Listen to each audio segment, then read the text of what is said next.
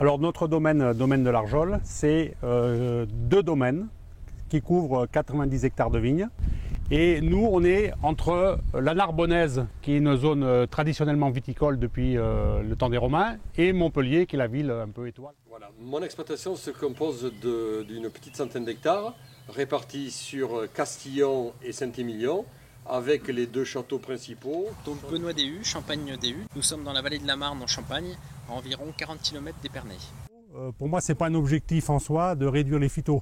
S'ils sont bien adaptés à un moment du parcours, ça sera un bon élément de protection intégrée. Par contre, là où je peux trouver une solution alternative ou autre qui donne le même résultat ou mieux et qui auront surtout disons un résultat qualitatif sur la production de raisins, ça sera la solution que je retiendrai. Ce qui m'amène sur une exploitation comme l'Arjol, d'avoir des parcours très différents, que ce soit en entretien du sol ou en protection du vignoble, pour arriver à ce résultat, puisque les zones de sensibilité par rapport à la qualité de l'eau, par rapport à la biodiversité, tous les enjeux ne sont pas les mêmes selon les terroirs et les tènements de l'exploitation. Les objectifs que nous fixons, donc déjà faire beaucoup plus de travail du sol, ensuite continuer dans la démarche réseau éco-phyto, c'est-à-dire l'objectif d'atteindre 50% de produits phytosanitaires en moins par rapport à la moyenne champenoise. Donc actuellement nous sommes à 30% et d'essayer d'aller un petit peu plus loin dans cette démarche. Mon père a initié cette démarche il y a 20 ans, pour commencer par l'enherbement des vignes et ensuite la confusion sexuelle que nous pratiquons aujourd'hui sur la totalité de l'exploitation. J'ai très vite compris qu'il valait mieux être chef d'orchestre comme orchestre. Et la production intégrée, c'est un petit peu cet esprit. On essaye d'utiliser les compétences là où elles sont. Le vrai changement, c'est au niveau des intrants. J'ai diminué d'une manière drastique tous mes intrants, aussi bien les intrants pour la protection des plantes que les engrais. Et ça, c'est grâce à l'enherbement que j'ai su maîtriser et que j'ai su développer dans les interrants. Il y a des parcelles où depuis 4 ans, j'ai 0 herbicide et on est en train de mettre au point tout le système mécanique pour pouvoir le faire sur l'ensemble des vignobles. Nous travaillons le sol à l'aide d'intercepts, donc des lames qui viennent sous le pied de vigne, et le milieu du rang est enherbé et tendu sur le même appareil. Cette technique nous permet de ne quasiment plus utiliser d'herbicides aujourd'hui. Et ensuite, ça nous permet d'obtenir de la faune auxiliaire de manière tout à fait naturelle. Alors ça, c'est une plaque jaune qui me permet d'identifier les insectes qui se promènent dans la parcelle. Et ce qui m'intéresse le plus, c'est les cicadelles de la flavescence dorée. Bon là, actuellement, j'en vois aucune. Il y a d'autres insectes, il n'y a pas de cicadelles. Donc ce qui est intéressant, c'est que dans un cas comme ici, on sait qu'il n'y a pas d'adultes qui sont venus dans la parcelle. Donc on a les vignes qui ne sont pas exposées à la maladie.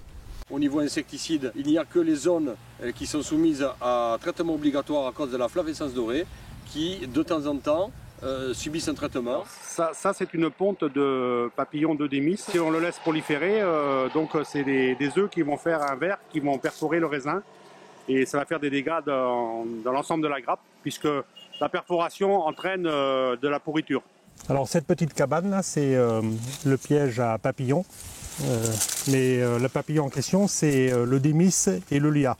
Donc il y a 2 capsules de phéromones qui me permettent de capter les papillons mâles qui sont en cours de vol, mais ça donne le moment où le vol est le plus important. Et à quel moment, moi, je dois observer les raisins pour voir où il y a des pontes et si je dois intervenir pour maîtriser donc, ces populations de vers de la grappe. Donc la haie, elle a été plantée en 2003. L'idée, c'est un réservoir qui permet d'avoir certains types d'auxiliaires dans les haies qui sont en conjugaison avec les auxiliaires qu'on peut avoir dans l'enherbement.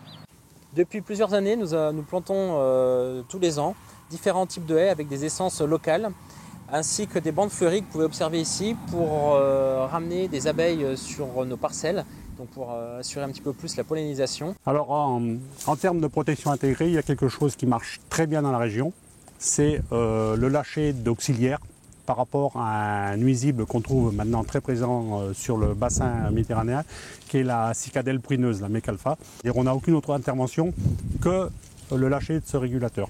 Alors chaque année sur le domaine, je garde un témoin non traité. Alors l'intérêt, c'est de voir ce qui se passe si on ne fait aucune intervention de protection du vignoble. Ici, vous avez une image qui est très claire. Les raisins sont complètement envahis d'oïdium, ils commencent à éclater et à pourrir. Et puis en haut des souches, on trouve un peu de mildiou. Donc là, c'est pareil, il n'y a aucune protection mildiou. Et voilà ce qui arrive donc si on ne fait aucune intervention sur le vignoble donc au niveau de la protection.